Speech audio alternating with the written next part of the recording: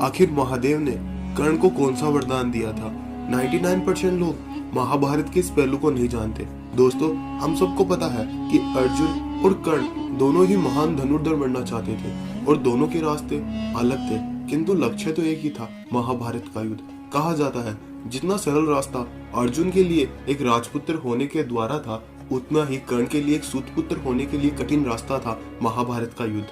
और कहा जाता है जब गुरु द्रोण ने अर्जुन को दुनिया का सबसे सर्वश्रेष्ठ धनुर्धर घोषित कर दिया, तब कर्ण वहां आए थे और अर्जुन और गुरु द्रोण के इस अहम को तोड़ने के लिए उसे चुनौती भी दिए। लेकिन कहा जाता है सूर्यास्त होने के कारण वह युद्ध वहीं रुक जाता है। इसके बाद द्रौपदी स्वयंवर में उन दोनों के बीच युद्ध होता, लेकिन अर्जुन एक ब्राह्मण के भेष में होने के कारण कर्ण वह युद्ध नहीं करते और वहीं पे युद्ध को छोड़ देते हैं। इसके बाद महाभारत का युद्ध प्रारंभ हुआ, लेकिन महाभारत के युद्ध में पितामह भीष्म कर्ण को एक सूतपुत्र कहकर उनका अपमान करते हैं और उन्हें युद्ध भूमि में नहीं आने से मना कर देते हैं।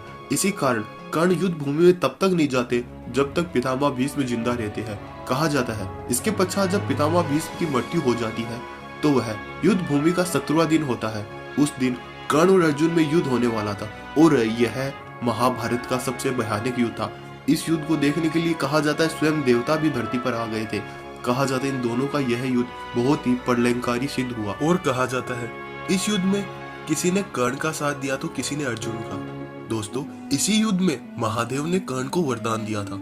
कई लोगों को इस बात का नहीं पता, तो आज इस वीडियो में जानेंगे। और यदि आप चैनल पर नए हैं तो प्लीज चैनल को सब्सक्राइब जरूर कर दें। दोस्तों, यह बात हमें ज्ञात है कि महाभारत में कर्ण और अर्जुन जैसा योद्धा कोई और नहीं था। दोनों महान धनुर्धर थे और महाभारत के 17वें दिन ही इन दोनों का युद्ध हुआ था। इस युद्ध को देखने के लिए स्वयं देवता भी धरती पर आ गए थे। कहा जाता है महादेव और ब्रह्मदेव भी आए थे और उसी दिन महादेव ने कर्ण को वरदान भी दिया था। कहा जाता है कि जब इन दोनों के मध्य युद्ध हुआ तो कई देवता गंधर्व पिशाच अर्जुन की तरफ थे तो कई कर्ण की तरफ थे। इसके पश्चात अर्जुन के पिता जो इंद्र देव थे वह सूर्य देव से कहते हैं मेरे पुत्र को हराने वाला युद्ध में कोई ही नहीं है, क्योंकि मेरे पुत्र के साथ स्वयं श्री कृष्ण है। इस बात को मानते हुए सूर्य देव कहते ये बात सत्य है, किंतु यदि युद्ध के नियमों के अनुसार लड़ा गया और कोई छल नहीं हुआ तो इस संसार का कोई भी योद्धा मेरे पुत्र कर्ण को नहीं हरा सकता। सूर्यदेव की इस बात को सुनकर इंद्रदेव के मन में कई विचार उत्पन्न होने लगते हैं और वह इसका परिणाम जानने के लिए महादेव और ब्रह्मदेव की शरण में जाता है और महादेव से कहता है हे प्रभु, इस महाविनाशक युद्ध का क्या परिणाम होगा, किसकी हार और किसकी विजय होगी, अब आप ही बताइए। तब महादेव कहते हैं इस युद्ध में विजय तो धर्म की ही होगी और स्वयं जिसके साथ श्री कृष्ण है उसकी विजय निश्चित है और अर्जुन स्वयं धर्म की पालना करते हैं, इसलिए इस युद्ध में अर्जुन की ही जीत होगी। किंतु कर्ण ने भी कदाचित अधर्म का पालन नहीं किया है, उसने धर्म रहित ही युद्ध किया है।